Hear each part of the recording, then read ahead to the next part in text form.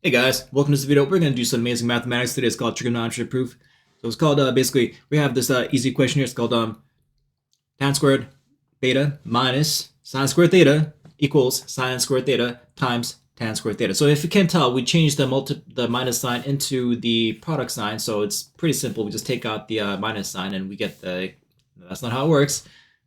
See what I did there? I misled you guys to believe something that was too easy.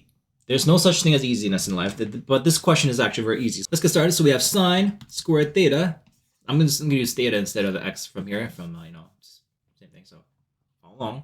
So we have tan theta is equal to sine theta over cosine theta. So tan squared theta is equal to sine squared theta over cosine squared theta. This is the n, by the way. I know my handwriting is a little bit scribble scrabble, like a grasshopper who's lost his little appetite. But let's go into the next one. Now we have sine squared theta over 1. Now we're going to combine the denominator the next step, and that is equal to sine squared theta times tan squared theta. So how do we do this? That perhaps is the question of the century. So let's get into it. We have so we're going to combine the denominators. So we're going to have cosine squared theta in the denominator, and in the numerator on the first variable we have sine squared theta minus, now to combine the denominator, we have to multiply the cosine top and bottom by cosine squared theta, which is just multiplying by 1. So we have cosine squared theta on the bottom, and on the top we have minus sine squared theta times cosine squared theta. Okay, now we have a common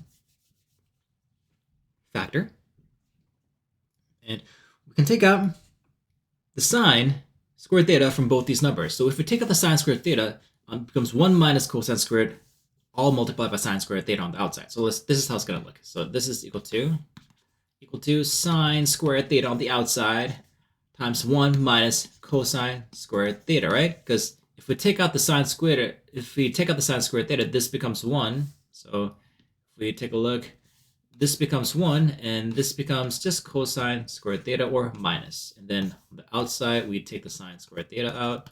So that's how we have sine squared theta over this equation right here at the top.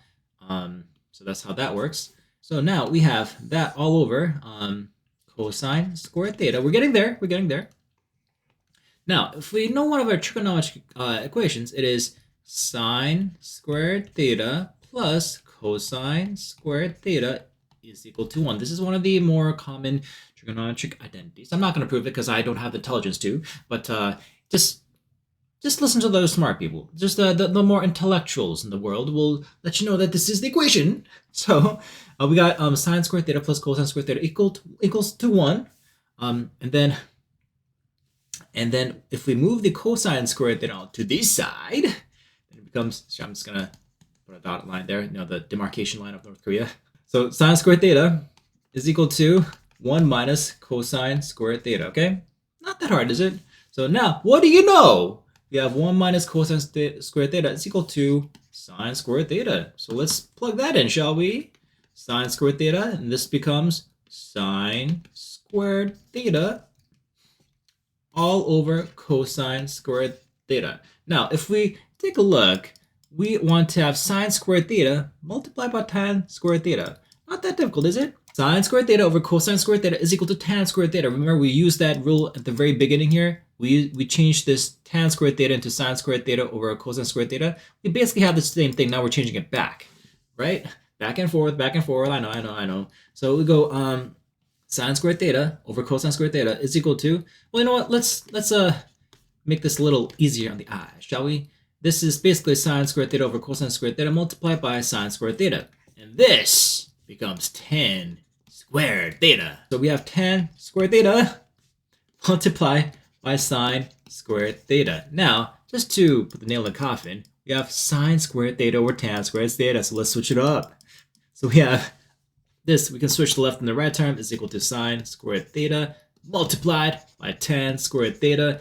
And if I'm not mistaken, that may be the answer. So let's just double check, shall we? Let's copy and paste this. Go all the way up here to where we originally began, our predecessors. I don't know where I'm going with this, but we have, let's just, make this special. Let's put some some stars around it, you know. We have sine squared theta is equal to tan squared theta. Remember, we converted this x into a theta because we can. I'm just joking, guys. Look, we have the answer. This is the end. I know it's kind of anticlimactic, but we have finished the equation. So I'll see you guys next one. Peace.